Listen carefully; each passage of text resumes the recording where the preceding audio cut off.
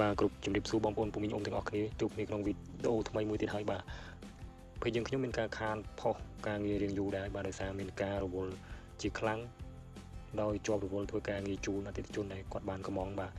ប៉ុន្តែថ្ងៃនេះក៏បានឆ្លៀតថតវីដេអូខ្លះៗមកចែកជូនបងប្អូនដែលតែងតែគ្រប់គ្រងពេលយើងខ្ញុំនៅសកម្មភាពដែលក្រុមលោកគ្រូបងប្អូនវិចិត្រករកំពុងគូររូបដែលបង្ហាញអំពីការឈ្លានពានរបស់ចៅសៀមមកលើប្រទេសកម្ពុជាយើងបាទ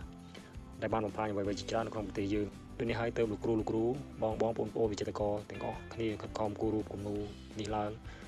ដើម្បីឲ្យយើងទាំងអស់គ្នាបានឃើញនៅរូបភាពដែលពួកចៅសៀមបានឈ្លានពាននិងបំផ្លិចបំផ្លាញទ្រព្យសម្បត្តិរបស់ខ្មែរយើងបាទហើយក៏សូមគោរពកោតសរសើរដល់ទឹកដៃគំនូររបស់លោកគ្រូបងប្អូនវិចិត្រករ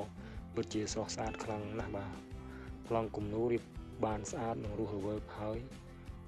មើលស្លងអារម្មណ៍ទៅតាមរូបភាពតែម្ដងបាទហើយក៏សូមអរគុណលោកគ្រូដែលបានផ្ដល់នូវស្នាមញញឹមនិងភាពរស់រាយរាក់ទាក់មកកាន់ខ្ញុំបាទដែលបានទៅមើលការគូរគំនូររបស់លោកគ្រូហើយនឹងបានផ្ដល់ឱកាសឲ្យខ្ញុំបានចូលរួមគូររូបជាមួយដើម្បីរួមចំណែកក្នុងការជួយជាតិតាមជំនាញរបស់ខ្លួនខ្ញុំពិតជារំភើបខ្លាំងមែនទែនបាទប៉ុន្តែខ្ញុំក៏ពិតជាសោកស្ដាយខ្លាំងណាស់ដែរដែលមិនបានចូលរួមជាមួយលោកគ្រូព្រោះខ្ញុំពិតជាមានភាពរវល់ជាខ្លាំងដែលមិនអាចចូលរួមជាមួយលោកគ្រូបាននៅការបំពេញការងារ